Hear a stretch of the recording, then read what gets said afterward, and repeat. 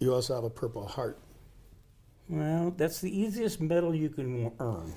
Well, I'm sure I don't want to earn one, but tell me about your experience. Oh, that's kind of a war story in itself, you know. I don't know how much detail you want. It's up to you how comfortable you are.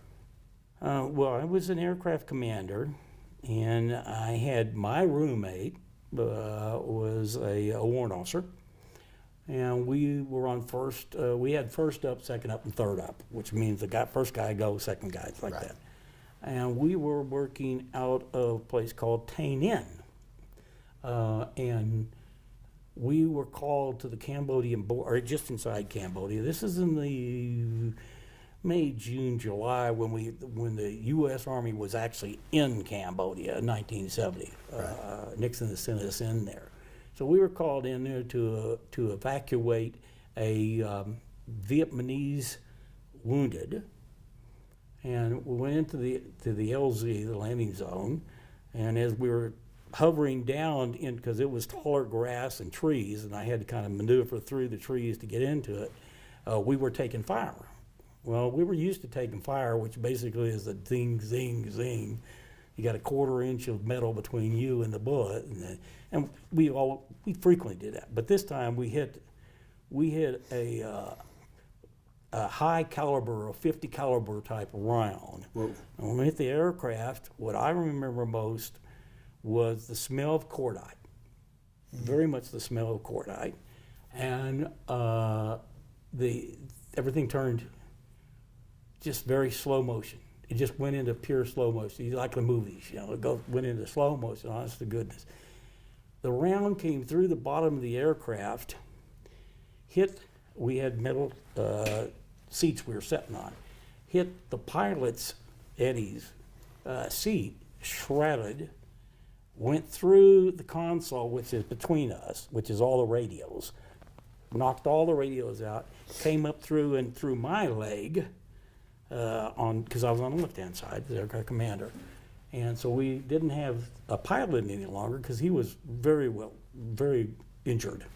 And we had to pull the back of the seat out and pull him back and back.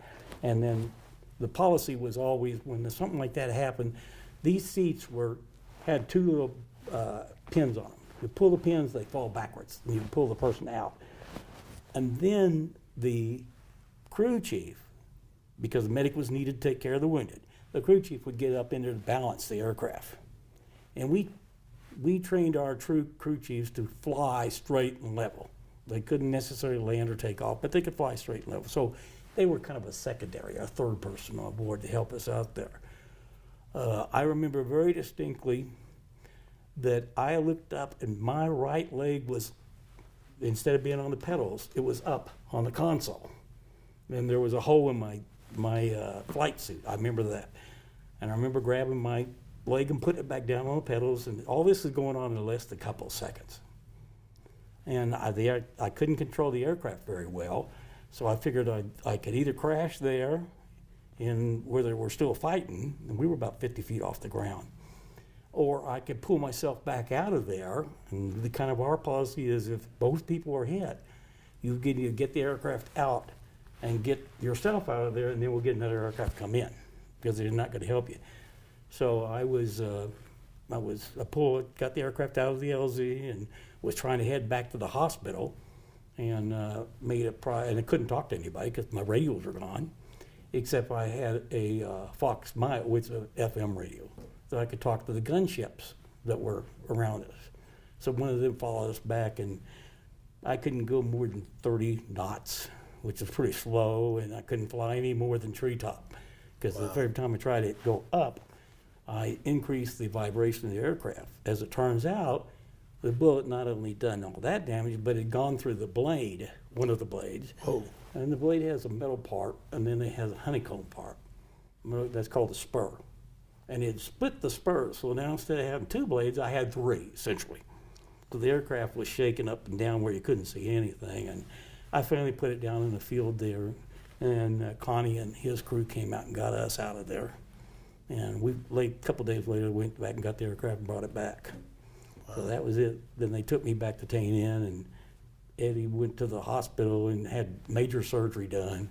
And they basically gave me a tetanus shot and a couple of stitches and took the shrapnel out of my leg and put me back in the aircraft to go back on another mission, Yeah. a new aircraft. Well, I'm glad you're okay. No, it's a day's work.